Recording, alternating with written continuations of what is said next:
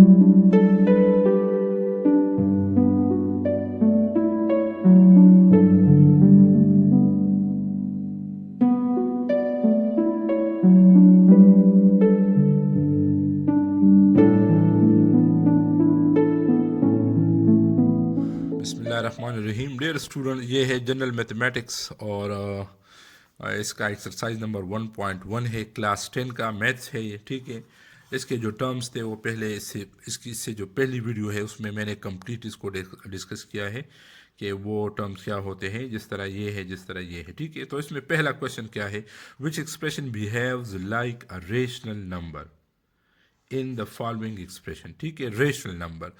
पहले तो आप ये सीख ले कि रेशनल नंबर क्या होता है। रेशनल नंबर ये होता है कोई भी नंबर जिसको हम p बाई क्यू फॉर्म में लिख सकते हो, यानी उसको हम फ्रैक्शन में या डिवीजन फॉर्म में लिख सकते हो, उसको हम कहते हैं रेशनल नंबर। फॉर एग्जांपल यहाँ पर मैं लिख लेता हूँ 2/3, ये हमारे पास एक रेशनल नंबर है। ठीक है, 5/7 ये रेशनल नंबर है, -2/8 13/15। ठीक है, लेकिन 13/0 ये नहीं है, क्योंकि डिनोमिनेटर आपके पास ज़ीरो नहीं होना चाहिए, क्योंकि फिर ये अनडिफाइंड फॉर्म होता है। ठीक है, तो आपने क्या करना है, ऐसे नंबर जिनको हम डिवीजन फॉर्म में लिख सकते हो, जिस तरह 15 भी है, ये भी हमारे पास रेशनल नंबर है क्योंकि इसके नीचे 1 मौजूद है। इसी तरह -3 इसके नीचे भी 1 मौजूद है। इसी तरह से 10 इसके नीचे भी 1 मौजूद है। तो ये तमाम के तमाम है रेशनल नंबर्स। एक्सप्रेशन की बात अभी हम नहीं कर रहे। ठीक है, ये रेशनल नंबर है, वो नंबर जिनको हम डिवीजन फॉर्म में लिख सकते हो, ख्वाह वो पॉजिटिव हो नेगेटिव हो जिस तरह भी हो, लेकिन they can be written in the division form, तो उसको हम कहते हैं रेशनल नंबर। ठीक है, अब एक्सप्रेशन तो मैंने कंप्लीटली उसको डिस्कस किया है डिटेल के साथ इससे पहली वीडियो में कि रेशनल एक्सप्रेशन अलजेब्रिक एक्सप्रेशन क्या होता है। तो अगर अलजेब्रिक एक्सप्रेशन को हम डिवीजन फॉर्म में लिख के उसको हम कहते हैं रेशनल एक्सप्रेशन। फॉर एग्जांपल ये x² + 3x है और इसके नीचे x+1 है, तो ये है हमारे पास रेशनल एक्सप्रेशन। ठीक है, इसी तरह से 5x - 1 डिवाइडिंग बाई 2x² + 3 ये भी रेशनल एक्सप्रेशन है। इसी तरह से 4x + 7 ये भी रेशनल एक्सप्रेशन है, क्योंकि इसके नीचे 1 है। यानी अगर रेशनल जो अलजेब्रिक एक्सप्रेशन है उसको हम डिवीजन फॉर्म में लिखे और तो उसको हम कहते हैं फिर रेशनल एक्सप्रेशन, या इन अदर वर्ड्स हम ये भी कह सकते हैं कि वो एक्सप्रेशन, इन अदर वर्ड्स, जब दो पोलिनोमियल्स को, यानी रेशनल एक्सप्रेशन के लिए ये ज़रूरी है कि ये भी पोलिनोमियल हो ये भी पोलिनोमियल हो। ठीक है, यानी p/q दोनों का पोलिनोमियल होना ज़रूरी है, तो इसी वजह से फिर उसको हम कहते हैं रेशनल एक्सप्रेशन। ठीक है, ये हमारे पास कुछ एक्सप्रेशन अभी क्वेश्चन में गिवन है कि ये क्वेश्चन में आपको दोबारा से बुक में है, बस बुक उठाए, इसमें देखिए which expression behaves like a rational number in the following expression. Question का मतलब भी ये कि इसमें कौन से एक्सप्रेशन जो है वो रेशनल नंबर की तरह बिहेव करेंगे। ये याद रखिए, जब एक एक्सप्रेशन रेशनल होगा तो वो रेशनल नंबर की तरह बिहेव करेगा, यानी उसको हम रेशनल नंबर भी कह सकते हैं। ऐसा एक्सप्रेशन जो रेशनल एक्सप्रेशन हो उसको हम रेशनल नंबर भी कह सकते हैं। ठीक है, यानी ये इसमें ऐसे ऐसे कौन से एक्सप्रेशन है जो रेशनल नंबर की तरह बिहेव करेंगे, जो रेशनल नंबर की तरह है। तो सिंपल है, अगर ये एक्सप्रेशन रेशनल है तो उसको हम रेशनल नंबर भी कह सकते हैं। ठीक है, ये जो है x+1 ये रेशनल नंबर की तरह बिहेव कर रहा है, क्योंकि this is a rational expression, this is a rational expression. ठीक है, ये रेशनल एक्सप्रेशन है तो ये रेशनल नंबर की तरह बिहेव करेगा, क्योंकि इसके नीचे 1 है ना।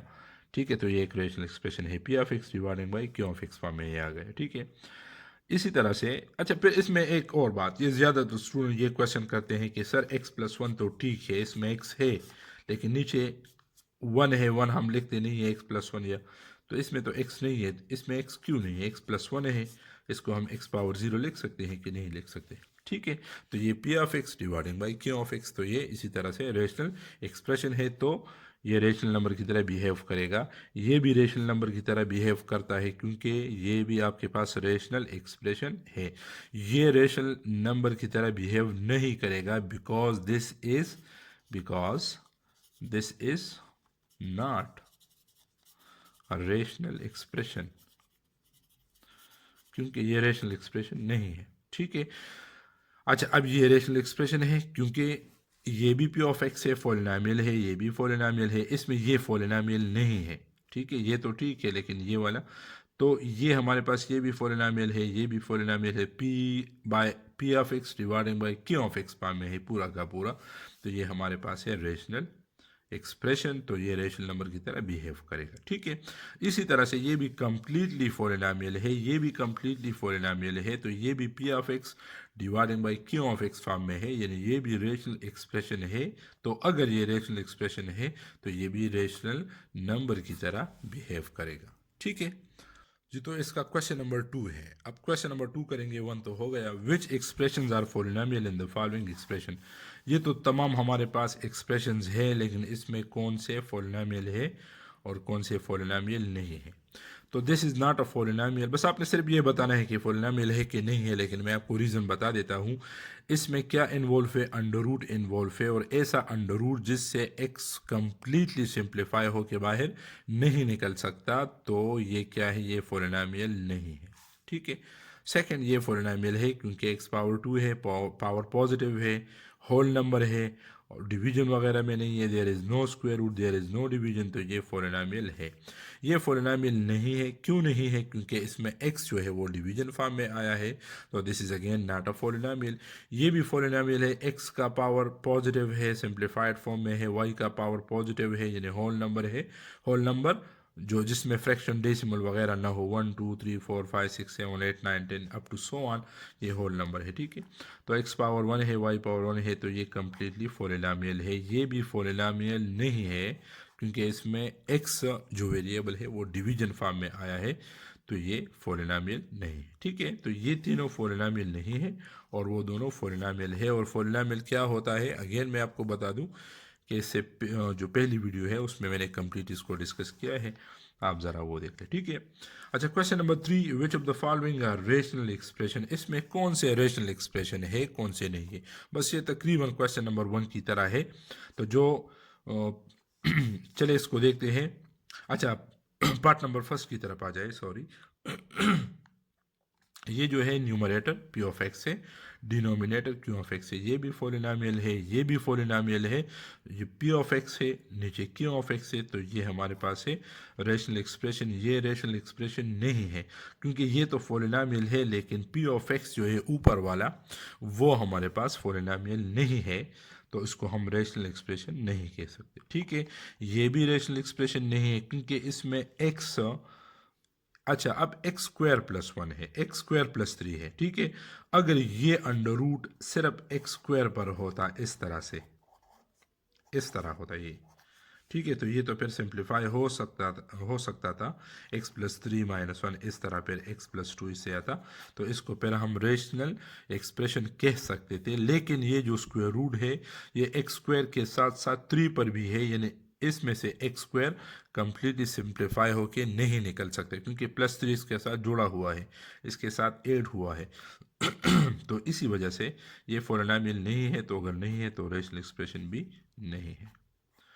सही है, ये भी रेशनल एक्सप्रेशन नहीं है, क्यों नहीं है, अच्छा ये है, सॉरी ये है, this is rational expression. Part number 4, this is rational expression because ये भी पी ऑफ एक्स है, एक्स पावर 0 है ना, ये एक्स पावर 1 है, तो P of x dividing by Q of x, x power 1 जो भी कांस्टेंट होते हैं, अगर 2 बाई एक्स होता तब भी ये रेशनल एक्सप्रेशन है, 3 बाई एक्स होता तब भी, -15 बाई एक्स होता तब भी रेशनल एक्सप्रेशन, क्योंकि ऊपर भी पॉलिनोमियल है और नीचे भी पॉलिनोमियल है। ठीक है, इसको मैं थोड़ा सा और भी आपको डिस्कस करवा देता हूँ यहाँ पर। अच्छा इस यहाँ पर आ जाए,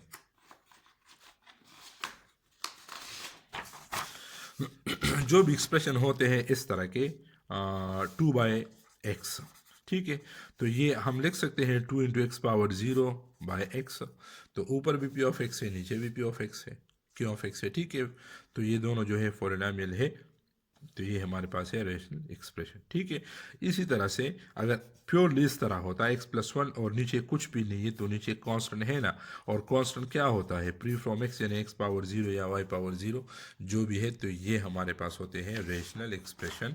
तो इसमें जिस तरह का क्वेश्चन नंबर पार्ट नंबर है ये वाला, पार्ट नंबर 4 1/x, तो ये रेशनल एक्सप्रेशन है।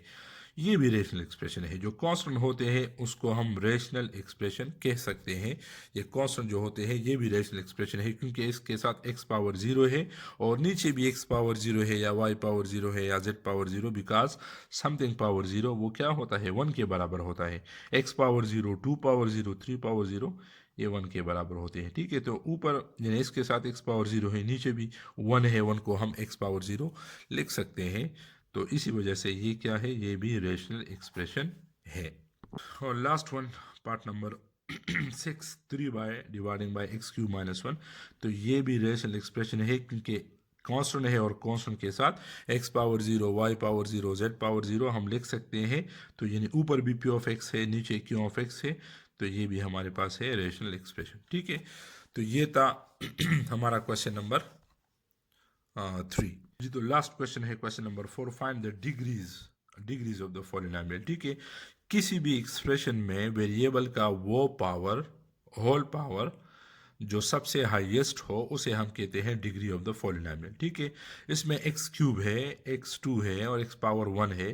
तो x के पावर में जो 3 है वो सबसे बड़ा है, तो इसकी डिग्री जो है वो क्या है, 3। तो अपने सोल्यूशन में इस तरह लिखना है, यानी ये आपको क्वेश्चन गिवन है, क्वेश्चन नंबर 4 है, और ये आपको x³ है और 2x² प्लस 3x और प्लस 4। ठीक है, सोल्यूशन आप सिंपल लेके के डिग्री इज इक्वल टू 3, या अगर और सिंप्लीफाई करना चाहते हैं तो as highest power of the variable in the given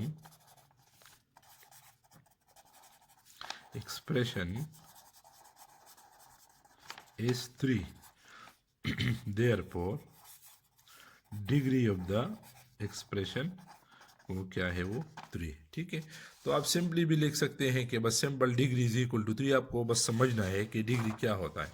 ठीक है, डिग्री क्या होती है किसी भी एक्सप्रेशन में, पॉलिनोमियल में, एक्सप्रेशन में नहीं, एक्सप्रेशन में तो नेगेटिव पावर भी आ सकता है। ठीक है, तो किसी भी पॉलिनोमियल में x का जो हाईएस्ट पावर होता है उसे हम कहते हैं डिग्री। इसकी डिग्री 3 है और इसकी डिग्री, अच्छा मेक श्योर इसमें क्या लिखा है, ये पॉलिनोमियल लिखा है। ठीक है, तो इसमें से किसी भी क्वेश्चन को चेक करने की ज़रूरत नहीं है कि ये पॉलिनोमियल है कि पॉलिनोमियल नहीं, ये सब पॉलिनोमियल, क्योंकि क्वेश्चन में मेंशन है कि find the degree of the polynomial, तो ये पॉलिनोमियल है। इसमें x की सबसे जो हाईएस्ट पावर है वो 2 है, तो इसकी डिग्री क्या है, वो 2 है।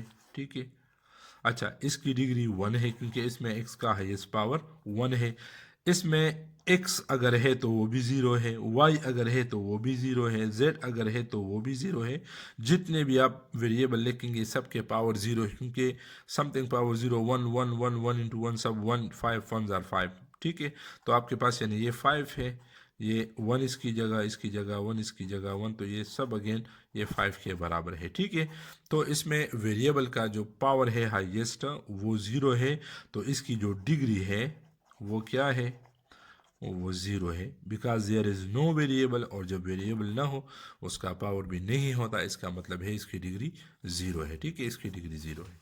और last one part number 5 -2x² + 5/3x + 4, इसमें भी x की हाईएस्ट पावर जो है वो 2 है, यानी वेरिएबल का जो पावर है यहाँ पर x का पावर 1 है, इसमें इसका x का पावर 2 है। याद रखिए इसमें कोफिशिएंट का कोई अमल दखल नहीं होता, इसमें आपने कोफिशिएंट को नहीं देखना, सिर्फ वेरिएबल के पावर को आपने जज करना है, उसको ऑब्जर्व करना है।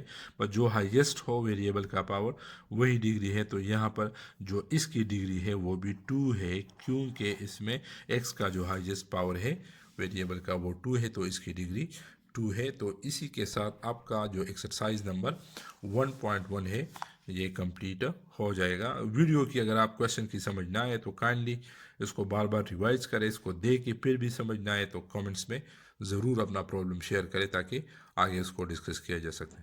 अस्सलाम वालेकुम।